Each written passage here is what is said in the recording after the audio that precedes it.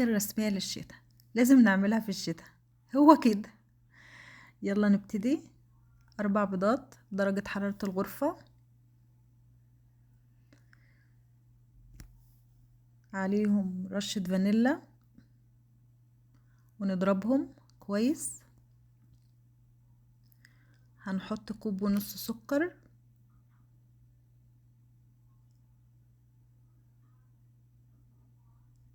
وهحط 2 معلقة زبدة. انا هحط يعني 1 كوباية الا ربع زيت، وهكمل الباقي زبدة. لو حابين تحطوا زيت كله عادي.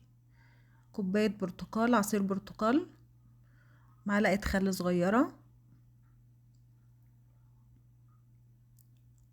ونضرب في الخلاط بقى بالمضرب براحتك اللي انت تحبيه.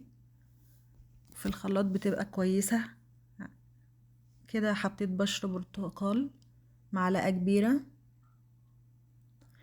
الدقيق انا حطيت 3 كوبايات دقيق، عليهم رشة ملح، و3 معالق بيكنج باودر صغيرين ممسوحين. وبقلب بالراحة كده، وبضيف الدقيق بعد مرة كده، مش كله مرة واحدة عشان ما يعملش معايا كتل. وبقلبه بالراحة خالص عشان الهواء ما يطلعش منه. يبقى الخليط معايا جاهز. القوام ده مظبوط كده، والمقادير دي مظبوطة جدا، والكيكة ان شاء الله تطلع هشة وجميلة.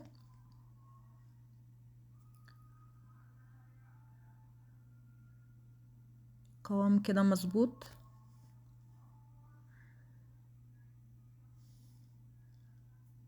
بقلب بالراحة عشان الهواء ما يطلعش منها. دي بقى اي صينية عندك، انا دهنتها زيت ورشيتها رشة دقيق، وبنزل بالخليط. طبعا الفرن مشغلاه من اول ما ببتدي بالكيكة، الفرن شغال على 180. بخبطها خبطتين كده عشان اطلع منها الهواء. شوفوا ما شاء الله، جميلة جدا وهشة وتحفة خطيرة وطرية وجميلة، وبألف هنا. لو اول مرة تشوفوني متنسيش تشتركوا في القناة ولايك وانا غاية، وفعلوا زر الجرس عشان يوصل لكم كل جديد، وبألف هنا.